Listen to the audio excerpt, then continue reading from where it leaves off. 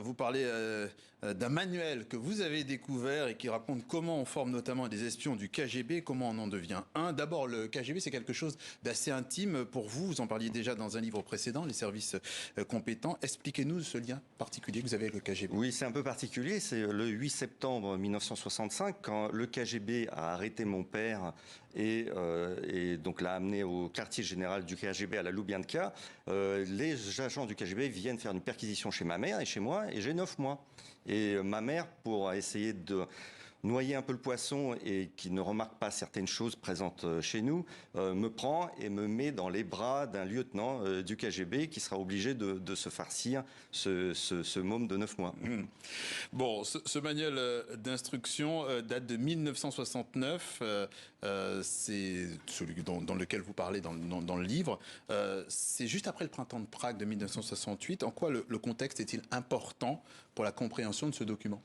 Eh bien, en fait, nous sommes dans l'ère de petite glaciation brejnevienne, appelons-la ainsi, ou en pleine guerre froide, et l'Union soviétique se vit comme une citadelle assiégée, avec d'un côté le monde occidental, l'ennemi, qui est présenté en pieuvre en quelque sorte, et donc le monde idéal soviétique, et tout est bon pour en fait arriver à ses fins, c'est-à-dire neutraliser l'Occident, l'infiltrer, noyauter ses services secrets si possible, noyauter les ambassades, etc., etc. Vous parlez de pieuvre, donc de tentacules. Le KGB, c'est beaucoup de tentacules.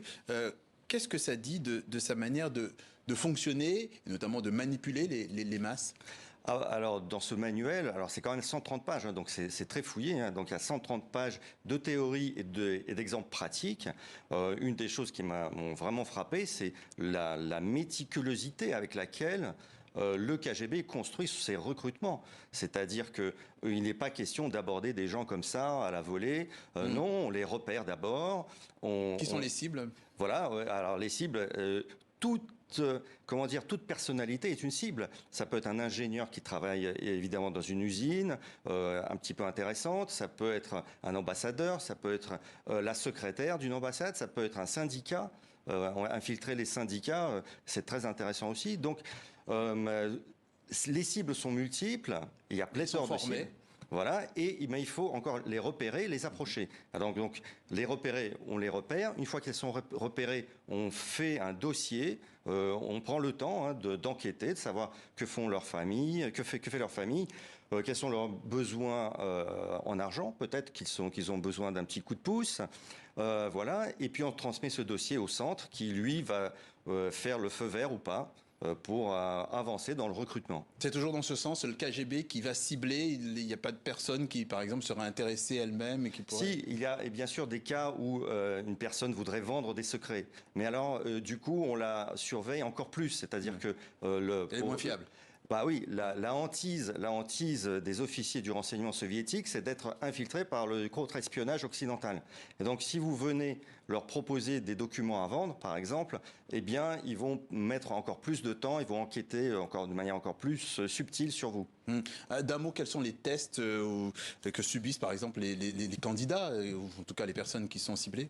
Alors, il n'y a pas vraiment de méthode de ce genre. On va surtout les approcher. Alors, imaginons que vous soyez intéressant pour moi. Ce que je vais faire, c'est par exemple me dire, je vais essayer de vous faire travailler pour moi de manière douce, à l'insu de votre plein gré, en quelque sorte. C'est-à-dire que vous allez me donner des informations sur TV5 Monde, des choses qui vous paraissent anodines. Et puis, petit à petit, je vais vous demander des choses un peu plus précises. Et puis, d'ailleurs, je vais estimer dans quelle mesure vous êtes idéologiquement proche de moi. C'est-à-dire, si vous partagez des thèses anticapitalistes, pacifistes, anarchistes, trotskistes, maoïstes, que sais-je. Et donc, tout ça, ça peut être très, très, très intéressant, puisque un recrutement idéologique, ils le disent dans le manuel, est beaucoup plus utile qu'un recrutement fait par l'argent ou par le chantage. Alors, Vladimir Poutine, on le sait, a fait sa carrière au KGB. Que sait-on de son travail au sein de ce service? Est-ce qu'il avait le profil d'un grand espion? Alors, il avait passé par 3 écoles du KGB, pas une, mais 3, mais il n'a jamais suivi un cursus complet. Donc, c'est à chaque fois des filières un peu parallèles, un peu comme chez nous, quand on est admis dans une grande école, par la petite porte, au lieu de passer... voilà. Et alors, la première école, l'école, il a surtout appris des notions très pratiques, comment suivre une filature et ne pas être filé.